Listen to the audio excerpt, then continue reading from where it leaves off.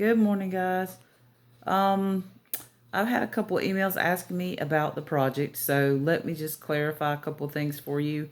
That is just a way to go over your evolution vocabulary that we started talking about before this break began. And a lot of you have really done some good work on Activity 1 evolution vocabulary. Some of y'all just didn't hear me say, or maybe missed the video or the instructions not to put a space or press the enter key or the space bar after you type your answer in the box, and it's still throwing some formatting off. Makes it harder to grade for me, but I just work with it and send it back to you if it's really goofed up. And I'll let you fix it.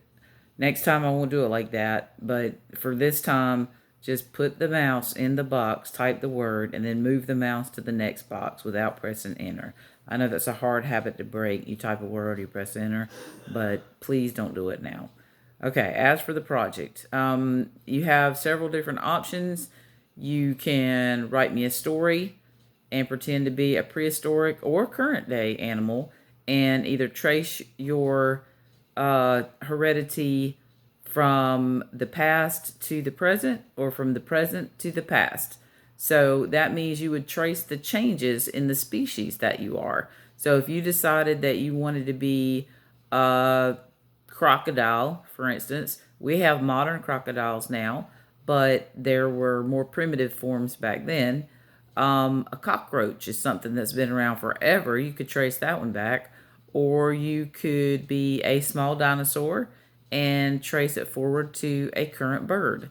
There's an article in Schoology now about dinosaurs and bird fossils, and it's pretty interesting. You could give that a read. There are videos in the evolution folder. Also, some of you need to do some makeup work for term 3.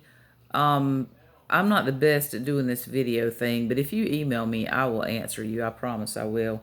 If I can figure out a way for us to do a video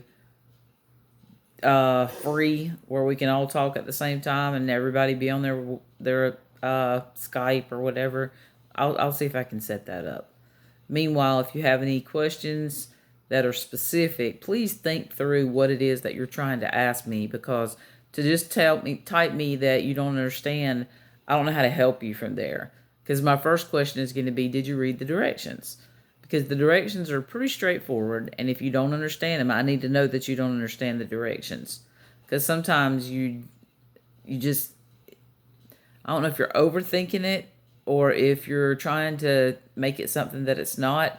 I just gave y'all a lot of leeway. I gave y'all 5 or 6 different options to choose from. If you don't want to write a story, do a PowerPoint. If you don't want to do a PowerPoint, do a rap song.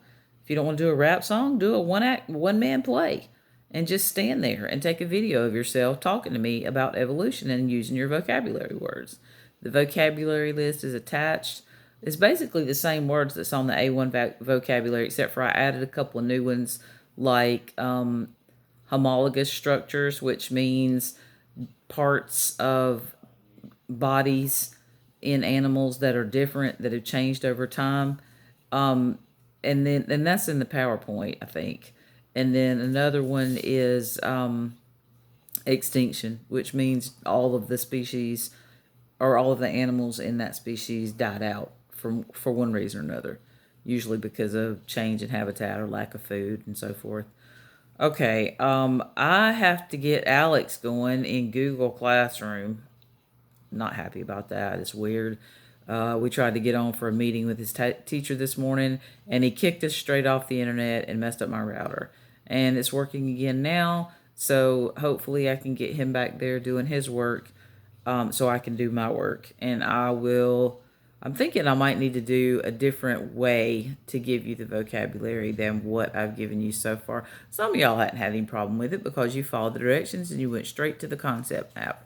And the concept map has all the vocabulary in it except for gene flow. And I told all of you that if you think of what the word flow means, you should be able to figure that out because y'all are smart kids.